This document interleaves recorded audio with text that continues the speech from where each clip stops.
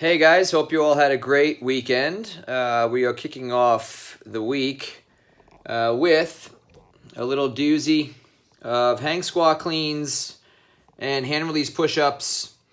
I wouldn't bother doing the math on how many reps it is. It's just a lot.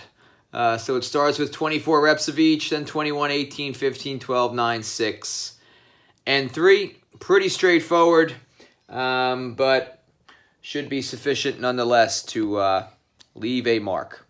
The standard warm-up protocol will be to stretch out first. We'll warm up the movements. The recommendation here is to perform 10 air squats. Make sure you warm those up before you get into the weighted squats. Warm up some hand release push-ups, some squats with either a dumbbell, kettlebell, backpack, whatever you're going to be using for the workout. I just wrote dumbbell there, but about 8 of those just to warm up the squat under some load. A few more hand release push-ups, and then warm up the movement itself, the hang squat clean, with the weight you're going to be using for the workout, and then a couple more push-ups. Let's be honest. You guys are going to do you're going to skip the air squat. You'll probably maybe do some dumbbell. No, you guys are going to go right to that. That's going to be the warm-up, and then you're going to start. So in classes, we'll actually do the warm-up.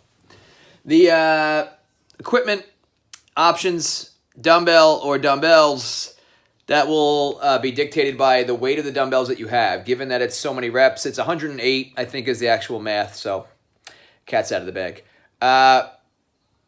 So if you have if you're a guy and you have a pair of 50-pound dumbbells, that could get healthy, to say the least.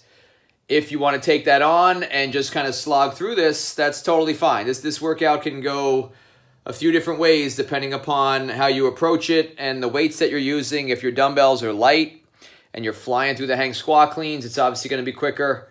But certainly you have the option to go heavier and break the reps up and go slower. And that's okay. There's no real set intention behind this other than just a great combination of two movements. So kettlebell, barbell, backpack, if you're going to use a barbell, I would keep that relatively light. That's a lot of reps. So if you're a guy and you have maybe 95 pounds would be the heaviest I'd recommend. For a girl, 65 pounds.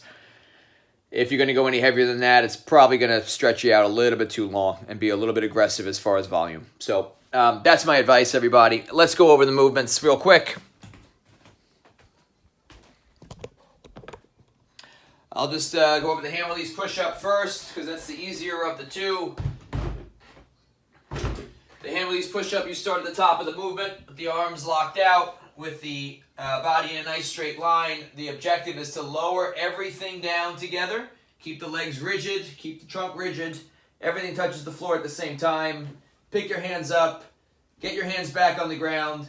Squeeze your legs tight. So the goal here is to push without your knees on the ground. So you're not going chest and then thighs, but you're locking your legs, get your knees off the floor, squeeze your butt, squeeze your belly, and push everything off the ground simultaneously. If you can't maintain that standard and you start to kind of worm off the ground where it goes chest, then thighs, do your best to mitigate that throughout the workout. If you have to go to your knees, that might even be preferable at that point if they really break down. So everything lowers together, release the hands, tighten everything up, and push everything off the ground at the same time. That's the goal. So treat it like a full body exercise every rep. The dumbbell, if you have a pair of dumbbells, the hang squat clean can be performed either on the outside of the body. Let me move back a little bit.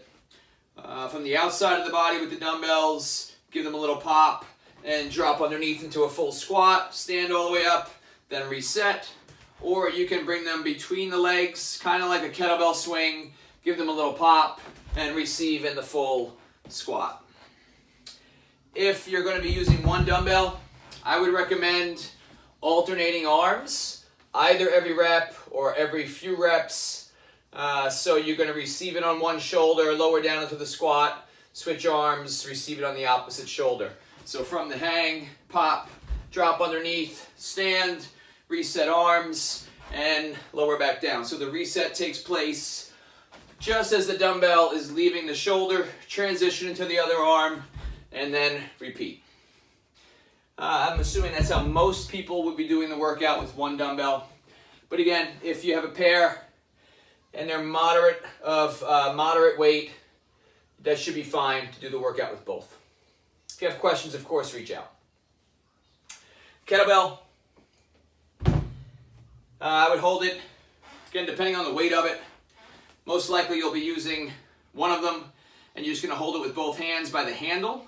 So start out kind of like you would a kettlebell swing, but just give it a little pop up in the air, drop into the squat underneath, holding it in the rack position, and then reset back to the hang.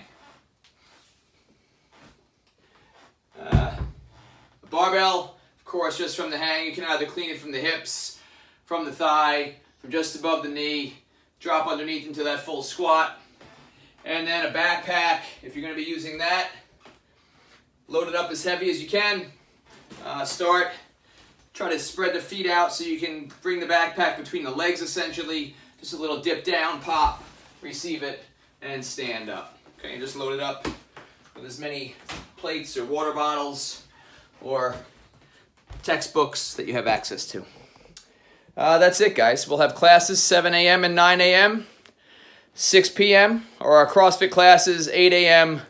and 10 a.m. or our boot camp classes. That workout is also posted in SugarWOD under the boot camp track. And hopefully we'll see you guys there. Reach out with any questions, and good night, everybody. Thanks.